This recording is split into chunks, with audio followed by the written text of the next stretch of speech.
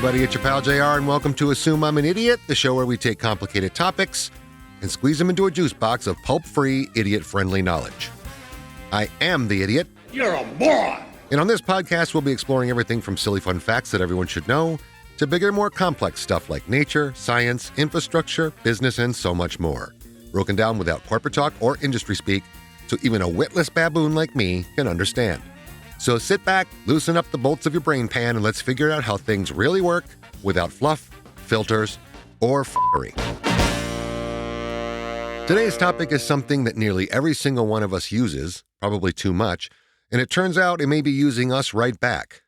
But first, it's time for Random Stuff You Should Know. Random stuff you should know. From the world of business, Samsung started as a noodle company. You might know Samsung for its cutting-edge technology, but they actually began in 1938 as a trading business selling dried fish, locally produced noodles, and other groceries. Originally known as Samsung Shangho, the business focused on exporting these things before diversifying into textiles, insurance, that's weird, and eventually electronics in the late 1960s. Man, talk about a major shift. This proves that diversification and innovation can turn humble beginnings into massive global empires. So take note, small startups. Also from the world of business, Money! Pepsi once owned part of the Soviet Navy. Yep, it's true. In 1989, as part of a barter deal for their syrup, PepsiCo acquired old submarines, a cruiser, a frigate, and a destroyer from the Soviet Union. Because the USSR couldn't use international currency, they paid in retired warships to make the deal. While Pepsi technically owned them for a brief period, the vessels were obsolete, not seaworthy, and intended to be immediately sold to a Norwegian shipping firm for scrap. But for a brief time, Pepsi became one of the world's largest naval forces. Their CEO at the time, Donald Kendall, joked about it, telling a U.S. national security advisor, "We're disarming the Soviet Union faster than you are." So if Coke would have purchased an aircraft carrier, that would have put a whole new spin on the Cola Wars. Okay, that joke was terrible and should be taken out behind the barn and shot. You suck! Okay, on to the main topic. Today we're discussing something that we all use way too much of, are, by some definitions, addicted to, and basically go into the DTs if it's taken away for any period of time. I'm talking about social media. The daily reminder that everyone else on Earth seems to be living their absolute best lives while you're binge-watching Netflix and busing your kids to school in the pajamas you've been wearing for 12 days straight. More specifically, aside from the addictive properties of it, which we'll definitely touch on, I want to talk about something I've been curious about for years, and maybe some of you have been too. And that's, how the heck does social media make money? Now, I could just say advertising and this episode would be over, which I'm sure some of you would be in favor of. But it's more than just advertising. It's creating a space where you don't necessarily know you're being exposed to it and actually want to see more of it every minute of every day. My adoption of social media was a slow burn. In the early 2000s, I had a kids show called Pancake Mountain that was a program that focused on learning through imagination versus the ABCs and the 1, 2, 3s. It was originally intended to run on public broadcasting, but at the time, they had dozens of educational kids shows, and our format didn't fit the mold. That mold being highly educated consultants creating actual curriculum to teach kids language and math and spelling, etc., etc. My name and highly educated have never been in the same sentence. So we were looking for a place to put it, and someone on the team suggested we try putting it online on a new thing called YouTube. What tube? What now? What are you saying? Never heard of it. I asked, how much does it cost to get on there? It's free. What? How does that work? For the record, this was the absolute dawn of YouTube. Nobody had really heard about it yet. And I'll get into the social media timeline in a second. Because YouTube was new, was free, and was hungry for content, it was a great match. And the show became an underground success with both parents and critics for being different and weird and engaging, and something kids were excited to watch. All that stuff's really not important. It was kind of just a humble brag. Now, mind you, the early days of YouTube were the Wild West. You could post anything. Subscribers weren't a thing. Only viewer numbers mattered. And there were no ads, no market targeting, no demographics to speak of, and you couldn't really get the word out through other social channels. It was just put it up there and hope people find it. Or maybe you could call or email your friends and family to help spread the word. So the fact that it was even being seen baffled me. Even though MySpace existed and Facebook was just being birthed, I never really got involved with all that until later in the game. Yeah, I had a MySpace account. I posted nothing, and only about 5 of my friends were on there, and I maybe checked it once a month if I remembered to do so. It wasn't until 2009 I finally got so much flack from my friends that I finally joined Facebook. And even then, I don't think I posted anything but, "I'm tired today," or "It's hot outside," for about a year. In fact, I didn't start using it heavily until we moved from the East Coast to California, and I wanted to keep in touch with family and friends back in the old hood. From that point on, for better or worse, it was a constant part of my life, almost a security blanket. Through it all, I never really thought about how those companies stayed in business. But as time went on, the questions started to pop up. Who was paying to run all of this? Now, I originally came from the advertising and marketing world, so I know how advertising works. If there was advertising keeping the lights on, I certainly wasn't seeing any of it. I was just seeing my friends' posts about their dogs and what they were eating at that moment and dopey list games and griping about sports teams, whatever. At most, I probably saw an ad once a day, if that. So, frankly, they were doing a pretty lousy job with ad exposure. Fast forward about 20 years, now my social media feed is close to 80% ads. I really have to search to find posts or content from my network of connections. There are days or weeks when I see nearly 100% ads or other sponsored content on Facebook, on Instagram, on TikTok, and on YouTube. Some of my favorite channels run 4 or more promos during a 30-minute video. It's worse than watching network TV. This is not news to anyone who spends time on social media. As I said at the top, advertising is the easy answer to how do these guys make money. But based on my pedestrian research, it's deeper than that, way deeper, and sometimes more than a little creepy. So just for the sake of reference, in case anyone was curious, I'm going to start with a quick social media timeline. Then we'll get into the meat of the episode. So here we go, rapid fire. 1997, 6degrees.com launches, usually considered the first social media site. 2002, Friendster is launched, and that popularized profiles and social circles. If you guys remember the whole social circle thing. In 2003, LinkedIn and MySpace launched. Wow, who knew LinkedIn was that old?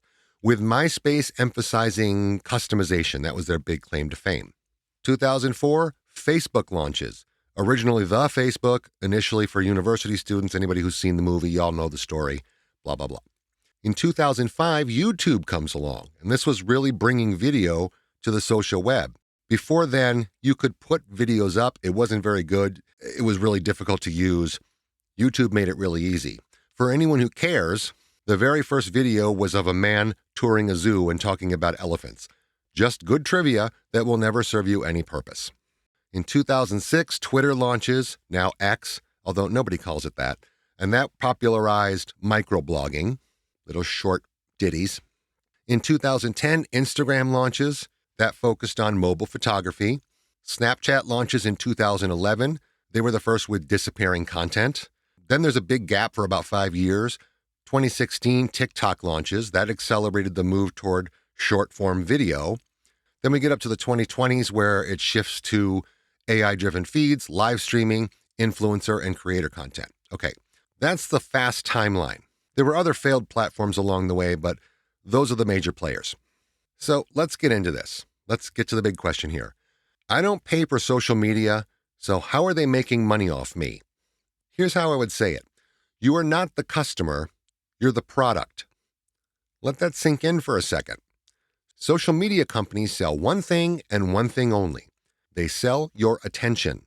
And to say it's made them money is the understatement of the millennia. As we all know, the primary way they make money is advertising. Advertising is everything. According to their company filings, Meta, that's Facebook and Instagram, 97 to 98% of their revenue comes from ads. Google, that includes YouTube, just state that the majority are from ads. Snapchat is almost entirely ad-based. And TikTok is, quote unquote, primarily ad driven via ByteDance reports. So when you scroll, watch, like, or click, you are being shown ads that companies pay to place in front of you. Okay? Here's the idiot version of how ads work, in case you were curious. You own a shoe company. You want to sell sneakers to 25-year-olds who like fitness, who live in Los Angeles, who are actively in the market for running shoes. Advertising on TV or radio or with a billboard, you might connect with one or two of those things. Social media platforms let you target that exact group. That's insanely valuable. Instead of yelling into the void with something like a billboard, you're whispering directly into the ear of someone who's already interested. That's why companies pay billions with a B to advertise on social media. It's also why social media ads are so powerful, because of the data. Lots of it. And by data, I mean they are actively tracking your habits and interests and specific language in your posts. Stuff like what you like, what you watch, how long you watch, what you click, who you follow, where you are, what you search, what you talk about with friends and family. This allows them to build a comprehensive profile of your interests. They don't necessarily know you personally, but they know what kind of person you behave like. And advertisers love that and will pay big money for it. This is vastly different than traditional advertising like TV. As an advertiser, you might know that people who watch The Price is Right are probably in the market for laundry detergent, and you may even know where they live. Advertisers buy ad space based on demographics. For anyone who doesn't know what that means, the idiot version of demographics is statistical data and characteristics used to describe a human population or group. It breaks down people into specific categories to understand who they are. It's often used by businesses to identify target customers. They measure stuff like age, gender, income, education level, marital status, occupation, employment status, and a whole bunch more. Obviously, the purpose of it is businesses use demographics to target marketing, aiming a product at 18 to 25-year-olds who like running shoes and live in LA. They collect this information through surveys, through censuses, through market research, most of which is done by humans. Okay? So, as I was saying, advertisers buy ad space based on demographics, but in traditional marketing, those numbers are essentially an average. Not exactly a guesstimate, but more of a generalization. So, the people watching The Price is Right are usually this many years old and have this or that kind of interest, and likely married and primarily female, etc. But that doesn't account for, say, a bunch of college kids who just like to watch The Price is Right, or a guy that works from home that may have it on in the background, and so on. So regardless of how good your demographic research is, you're still probably hitting, at best, about 60 to 65% of the people watching. And that is a great number. In traditional advertising, that's insanely good. But when you're talking about social media advertising, it's a whole new ballgame. They have tracked you as a potential customer based on your social habits and all the things I said they track, what you like, what you watch, how long you watch, etc., to the point where they can guarantee with nearly perfect accuracy that you as a company, your ad will reach 99% of the people you want to see it. That is bananas. That's an advertiser's, I apologize in advance, wet dream. And that's all due to something called algorithms. We'll get into that nastiness in a moment. So as I said, all of those major social platforms primarily make their money from ads. But where does the rest come from? Well, there are a bunch of ways. The second biggest revenue stream is content plus the creator economy. Okay, platforms like YouTube, TikTok, Instagram make money from content creators. How they do that is creators make videos, people watch, ads are shown, and the platform takes a cut of the ad money. For example, YouTube gives ad revenue to creators, but it keeps a portion of it. So creators are incentivized to constantly, regularly make engaging content. They're incentivized to keep people watching and to feed the algorithm.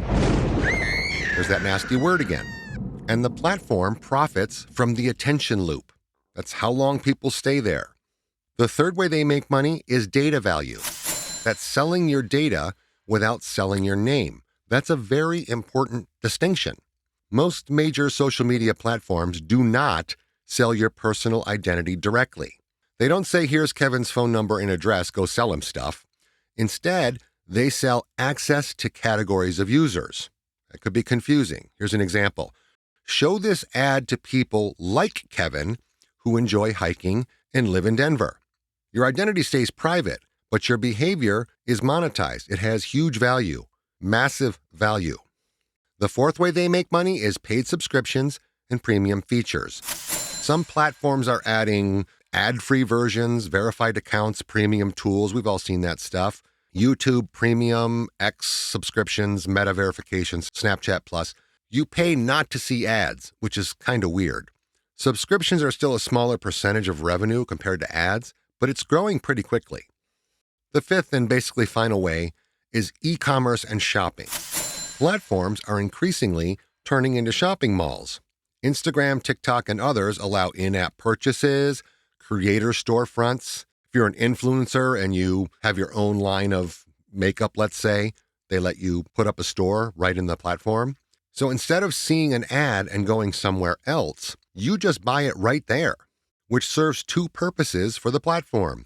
They take a cut of what you sell, and you stay on the platform longer, which allows them to gather more data about you and sell it to advertisers, and it becomes a giant cash loop.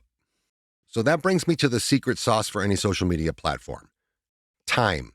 I keep mentioning about how long you stay on that site. It's the part people don't think about. The more time you spend on a platform, the more ads you see. The more ads you see, the more money they make. And that's why everything is designed to keep you scrolling. Endless feeds, autoplay videos, notifications, constantly changing algorithms. Oop, there's that creepy ass word again. Have you ever noticed that if you stop to watch a video, the next 20 videos you will see will be either the same subject or content from the same creator or the person who posted it? This is not accidental or coincidental. It's engineered, somewhat insidiously. That's why sometimes your social feed stutters or pauses. It's quickly using your viewing habits to load content it deems you already like. They coax you to stay and keep you scrolling by giving you what they think you want. Sometimes I think about social media like a casino you carry in your pocket, right? You walk in and there are bright lights, constant stimulation, no clocks, and little calculated rewards at random intervals. Your scrolling is like pulling the lever of a flashy slot machine. Maybe you get something funny, maybe you get something interesting, maybe something infuriating, but either way, your brain goes, do it again. Except instead of feeding it coins, you're feeding it your attention. And the house keeps making money. So that leads me directly into a very important part of the social media money machine, and that's addiction. Why social media feels addictive. And no, you're not crazy. And I want to say that this episode in no way is a commentary on the pros or cons of social media. Everyone has to decide for themselves if the benefits outweigh the potential, let's say, dangers for lack of a better word. But this part is actually important to how social media makes money, or moreover, why they make so much of it. To me, this little example sums up the addictive qualities of social media. My kids are both grown, both in their 20s, and both currently still live at home, which is a subject for its own episode later on. Don't get me started. And both have their faces glued to their phones, watching endless content 20 hours of every day. The two of them agree on absolutely nothing, but they actually teamed up and bought a phone holder for the shower so they can stay online while they're cleaning themselves. If my house caught fire, neither of them would move an inch to do anything about it. If I dropped dead on the floor, both of them would step over me to get to the snack cabinet. But God forbid the internet goes out for even 30 seconds. Now it's a 3-alarm all-hands-on-deck emergency, complete with running to the router, restarting it, calling the internet provider, pacing like an expectant father in the hospital lobby, and yelling curses loud enough for the neighbors to think they're being murdered. It's exactly the same behavior of a drug addict. Everything is cool until they're out of drugs. Then they'll do anything and everything to get more. Another variation of this, and this just flat out irks me, maybe it doesn't bother anyone else, is when people make a grand proclamation that they're taking a break from social media.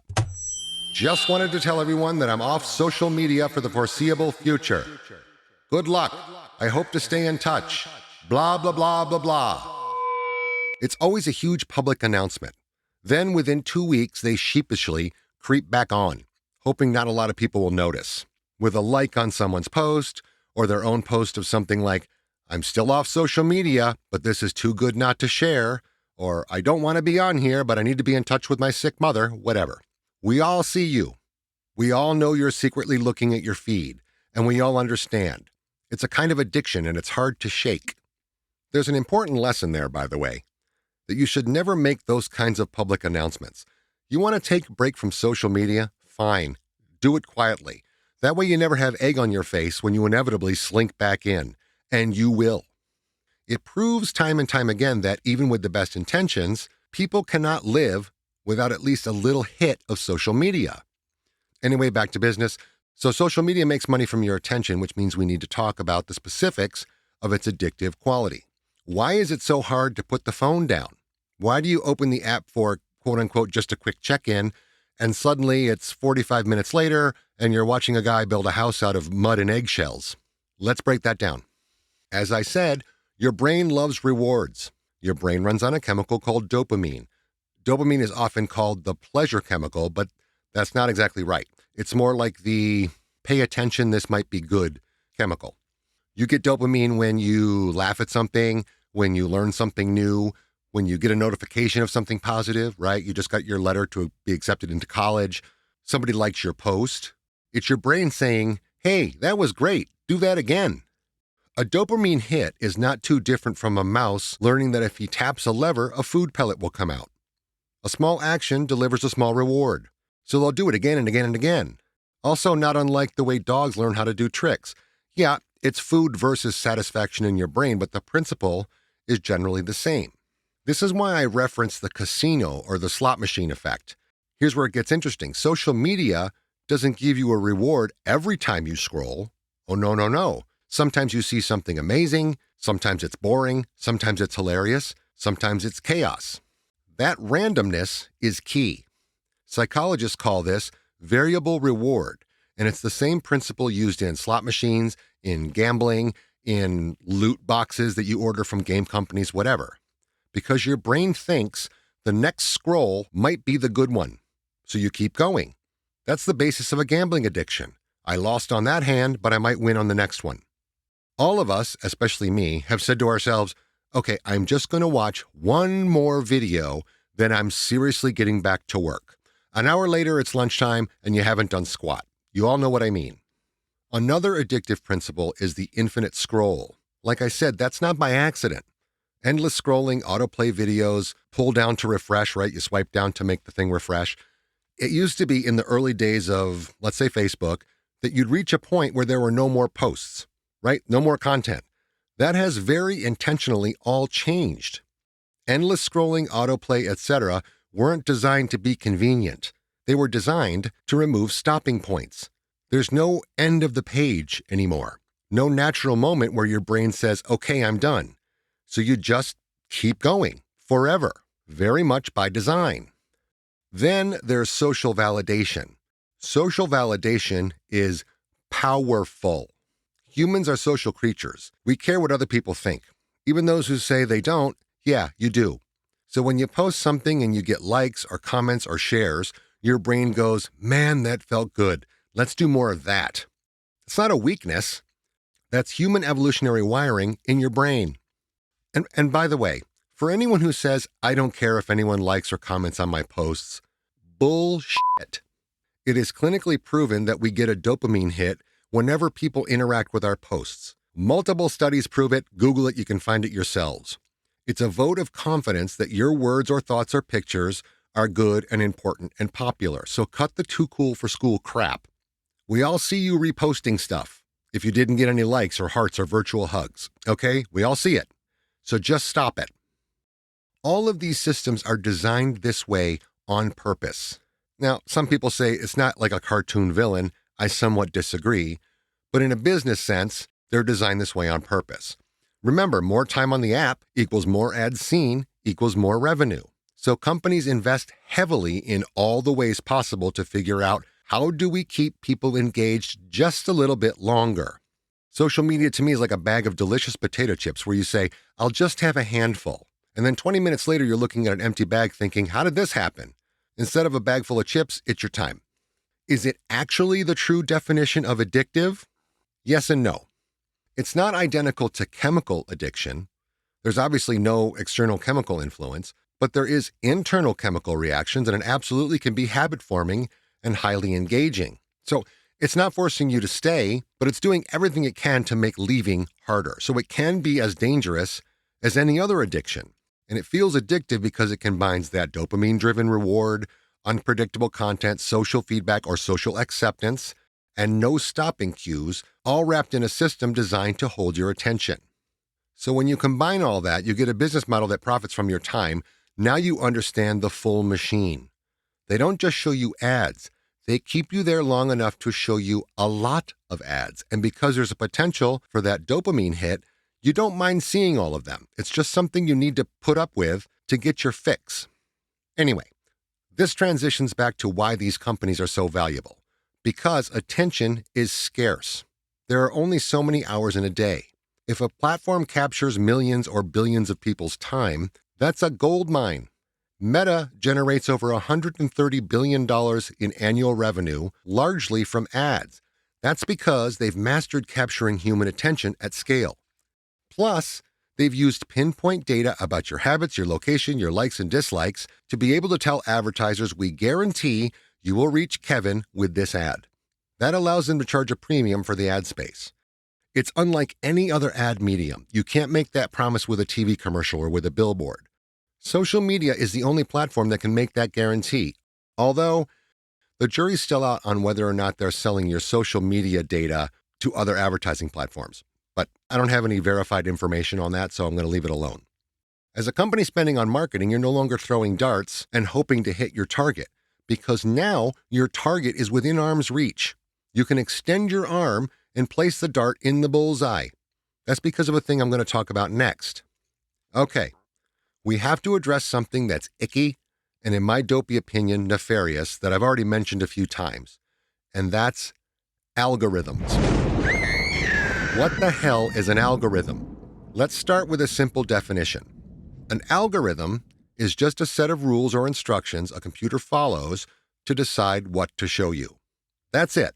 No magic, no self-aware sentience, no tiny robots, just math and instructions. The easiest way to digest it is, imagine you walk into a bookstore. While you're browsing, there's a clerk who watches everything you do, what books you pick up, how long you look at them, what you actually buy, what you ignore, if you only look at books with a certain color on the cover, whatever. Then the clerk says, based on what you seem to like, I'm going to show you more of this. That clerk is the algorithm. So what do social media algorithms actually look at? They track things like what you watch, how long you watch it, what you like, what you comment on, what you share, what you skip. Then they rank content based on one main question. What is most likely to keep this person engaged? Not what is the most important, not what is the most accurate, not what does he love the most. What will keep this person scrolling? That's why your feed looks different than everyone else's feed. I don't know if you know that, but your feed doesn't look like anybody else's because your behavior is different. Even if you and a friend follow the same people, your feeds won't match because the algorithm is constantly adjusting to your habits, your reactions, your attention patterns. It's basically building a custom version of the app all the time just for you, which is pretty incredible, but also feels intrusive. I don't know. A question I've heard before and I've wondered about too is, do humans control this or is it AI? The short answer, it turns out, is both. Humans design the system, they decide the goals, right? The engagement, the watch time, whatever. They adjust the rules, they fix problems, and they tweak what gets prioritized. AI and machine learning analyze massive amounts of data, find patterns humans can't see, and constantly adjust the rankings in real time. That's the thing that personalizes your feed. So it's not random and it's not fully autonomous either. It's more like humans build the machine and AI helps it run and adapt. Now, here's the really weird and kind of frustrating part. Algorithms keep changing. I'll give you an example. I'm on LinkedIn, unfortunately. I hate it like poison, but it's part of doing business these days, and so I have to suck it up and pretend it has value. Spoiler alert, it doesn't. It hasn't for about 8 years. Anyway, regardless of what anyone says about LinkedIn's purpose, building your professional network, etc., It's really about getting impressions and interacting with everyone's posts. If you don't, you disappear from the feed. You only exist on LinkedIn if your interactions and impressions don't drop below a certain level. So yeah, it's about expanding your network, but you can't do that if LinkedIn's algorithm deems you unworthy. So to that end, you chase trends and try to stand out and be seen. E.g., you notice some people are getting more engagement if they post a talking head of themselves discussing some industry insight. So you spend the time and effort to create videos of yourself to post once a week or every few days. And for a while, you get crazy results. People are watching and liking and engaging until suddenly, without any warning, it just all stops. Because now people are getting more attention by posting still photos of vintage ads. Secretly, the algorithm has said too many people are getting big-time engagement from posting talking head videos. Let's switch that up. That is 100% true, not some kooky tinfoil hat theory. You can ask any industry thought leader and they'll tell you exactly the same thing. Algorithms change because people try to game the system. Creators, brands, influencers, everyone is trying to figure out what will make this blow up. So they chase trends, they copy formats, they test tricks. Sometimes they'll even openly post tips on ways to beat the algorithm, quote unquote. Then platforms notice that behavior and adjust the algorithm to prevent spam, manipulation, or low-quality content from taking over. At least that's what they say. It's a constant arms race. Now, it befuddles me why they wouldn't want me or you to have big-time engagement on our content, but it at least feels like they're saying, oh yeah, big shot, try this. Creators adapt, platforms adjust, creators adapt again. It's a big cycle. And lastly, here's the really creepy part. The part not everyone believes. And I don't even need to describe it. I'll just ask you to play a little game.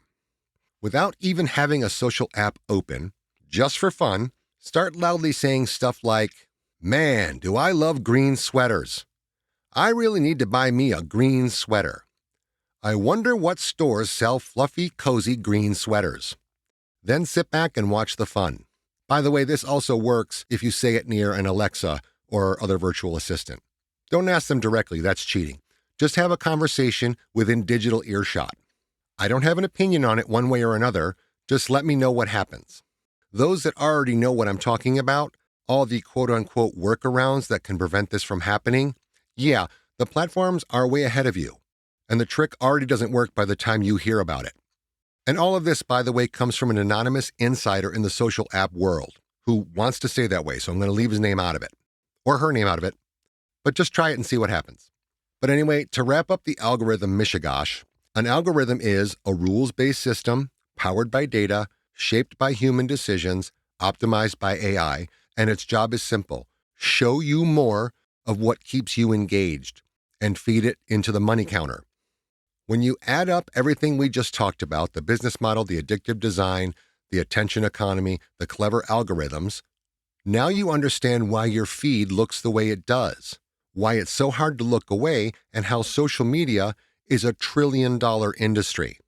They don't just make money by showing you ads or selling ad space. They do it by selling highly targeted ads based on your specific behavior. They do it by keeping you engaged as long as possible, by using data to make ads more valuable, and by adding subscriptions and shopping on top of all of that. So what did we learn, if anything at all? And since the info was coming from me, I wouldn't be surprised if you actually lost knowledge in the transaction. Social media isn't free. You're just not paying with money. You're paying with something more valuable: your time, your attention, and your behavior. Those things are incredibly valuable to people who do pay social media. The platforms package up that value and sell it to the advertisers, who spend billions of dollars on social media. Billions. And it's only getting bigger. There are agencies out there that are social media only. They don't do any other kind of advertising. There's a reason for that. It's massive business because companies hire agencies to do this work. And if you're a social media agency, man, oh man, you got the world by the short hairs. Now advertisers can pinpoint your likes and dislikes down to how many times you go to the bathroom. It's incredibly smart and a very profitable business. It's a little creepy and maybe even a violation of some sort.